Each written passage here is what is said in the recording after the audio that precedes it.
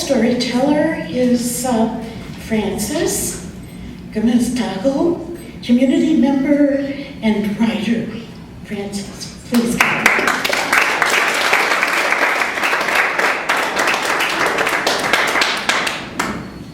Thank you.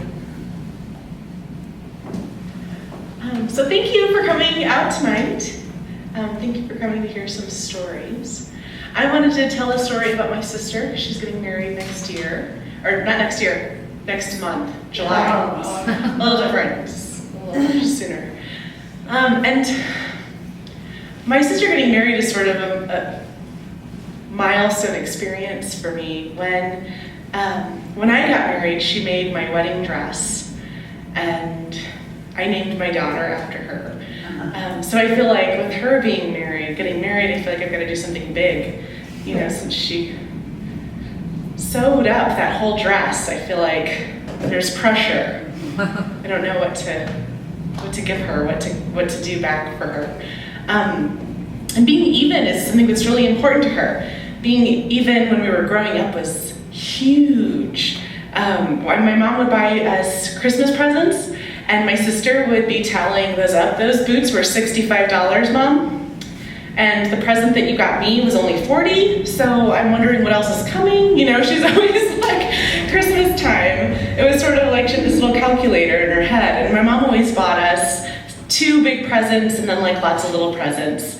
So Natalie would be, this sewing machine that you got me was $200, and the boots you got Frances were $65, but then with the gift card you got her, it should all work out. And so there was this kind of constant running, monologue in her head, and this sort of calculator type fastidiousness around gifts and who got what and when everything was given away, and being even was huge. Well, I borrowed this from you when I was in 5th grade, and I kept it, but then you took that from me and you kept that other thing, that toy, that top, that pair of shoes that she borrowed from me when I was young, and when I was early in high school and she was in middle school, and then she kept them the whole time. She would keep this running tally in her head.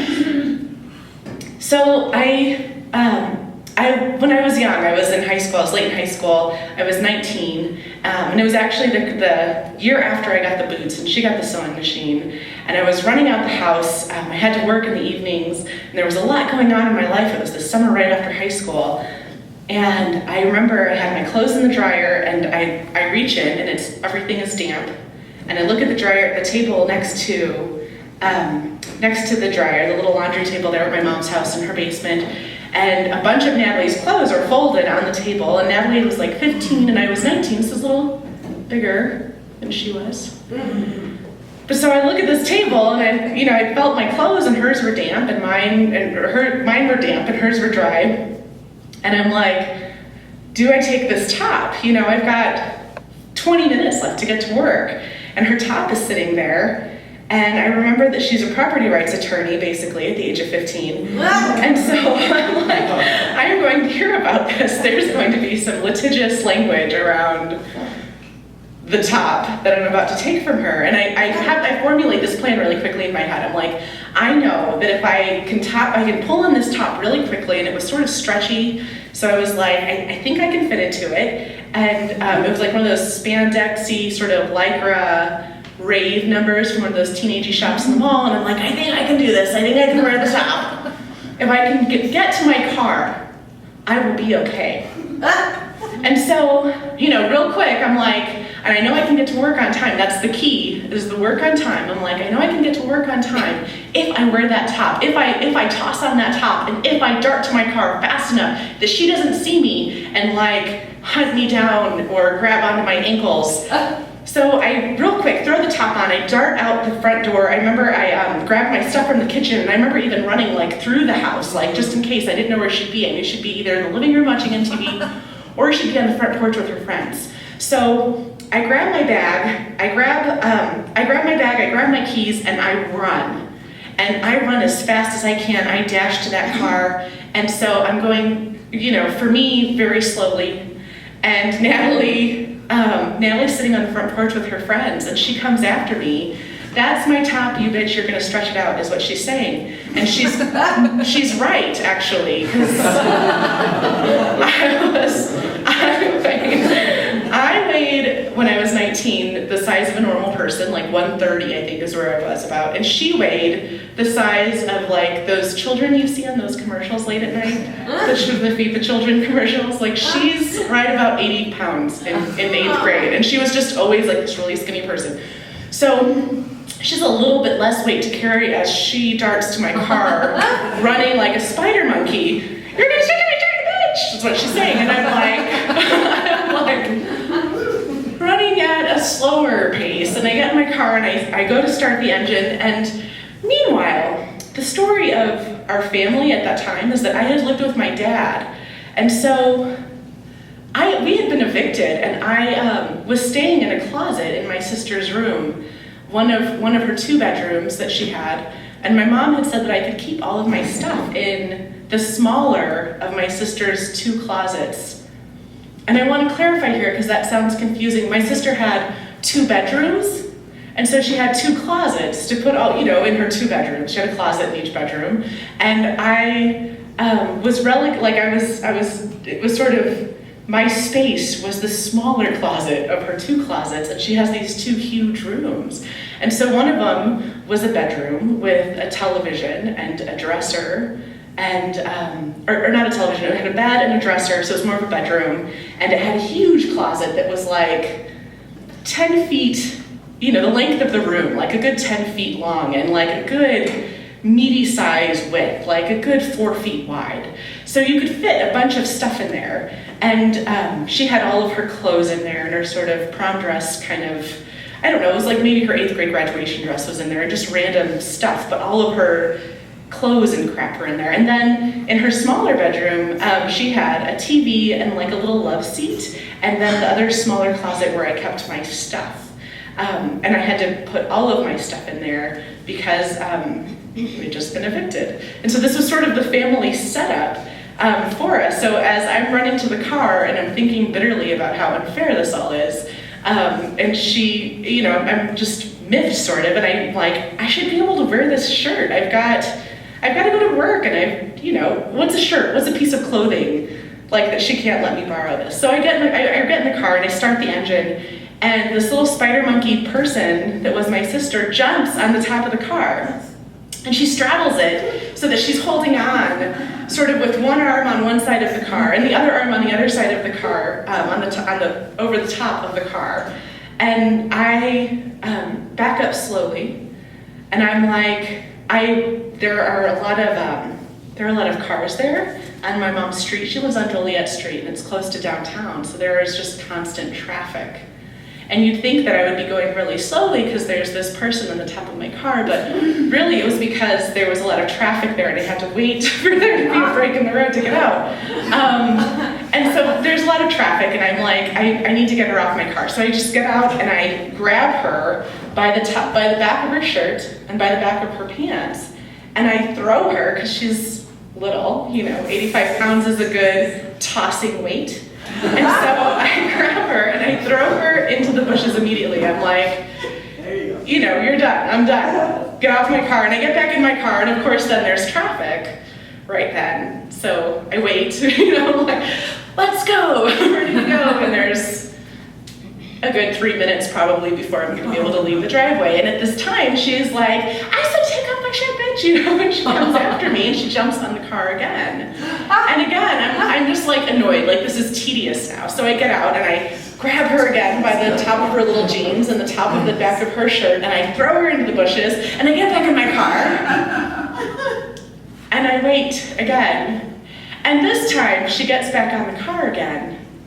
And right down the street from my mom's house, there's this church, and they have it's a Catholic church, and so there's Catholic school, and school's getting out, and the bus is put up at stop signs, so I've got a break in the traffic. I can get out, this is like the moment, like, I can leave the driveway that you wait for all the time at my mom's house. But she's on the top of my car, and I've got to get to work, and so I think about it, like, I could get out of the car and throw her off the hood again, but by the time I do that, the bus might have shut back at stop signs, and I might have lost my chance to leave the driveway. And I didn't think as far ahead to think like, I'm gonna get all the way to work, with my sister on the top of my car. I wasn't quite there. It was more like, shit, I've gotta get to work. I've got 15 minutes, and it takes exactly that time to get there. If I take just the right roads and pull out right now, and screw it, there's a person on my car. And so I pull out of the driveway, and it was instant that I reversed out of that driveway and got on the main road, and suddenly felt the weight of my sister's life on my car. It was quick. It was like, oh, I could see a crazy person, or like a crazy person could come out of their driveway now and just be a drunk asshole, and my sister could be gone. But this time I'm like headed down the street, and the bus is behind me, and I stop at the end of the driveway, and I'm like, there's a stop sign there. I could go right. I could stop. I could let her get off the car, and I'm like, that little bitch with 2 rooms.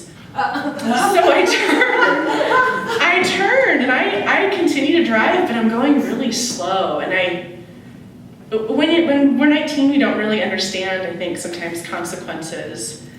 But at this time, and so I was kind of skating on this line between like that bitch with 2 rooms and there's 85 pounds of sister on my car. And so I make that right. And just then another bus is passing us the other direction, and I remember him giving us a really admonishing look and honking the horn. And I get to the next stop sign, and I'm like, okay, we've made it 2 blocks, and I've got life on my car. And she felt very heavy. It felt very heavy all of a sudden. Whereas when I was pulling out of the driveway, I could lift her very quickly and toss her into those bushes. Suddenly, she's heavy. There's sister on my car, and it's scary. And so this bus honked the horn at us, and the bus driver kind of gave us a finger wag, and I'm nervous, and I stop the car again at that second stop sign, and she peers her head down over into where I'm sitting in the driver's seat. So I see this upside down long hair and lots of eyeliner and fury and tear. Her face was red where she'd been crying, but when she peered down into the car, she was smiling and she laughed, and it sort of was this moment we had that diffused all of that t-shirt, 2-bedroom hatred and anger. And we both just looked at each other and laughed and cracked up. And so a few years later, when I was getting married and she was making my wedding dress, I remember it was difficult. It was a difficult time. Weddings seem to bring out a lot of the stress in our families. I'm glad that isn't happening to her currently. But it did when I got married. And so there was all this sort of family strife, and my dad wasn't talking to me, and people were angry and upset, and I hadn't eaten or slept in like 5 days or something. And she's making my wedding dress, and her hair was all up and sweaty, and she had these little curly ringlets around her face. And she zipped me into that dress because it was constant trying on and fittings and figuring out how things would look. And I remember feeling at this time when I was very full of anxiety and turmoil and not having slept or eaten and kind of thinking crazy things. But when she'd zip up that dress, I felt really secure. She was holding me in. And so I think right now, as she's getting married, I think of that 85 pounds of her on my car. And I think of the 125 that I was when she was zipping me into that dress, and how secure and together it made me feel, like the skin I needed to walk down the aisle more than just a wedding dress. And I think of my daughter, who was born 9 months or a little bit more or less right after that. And she weighed 8 pounds, 4 ounces when she was born. And I think of these scales in my mind and how she was always adding things up. And I hope that for her wedding, I can tell her that I think we're even.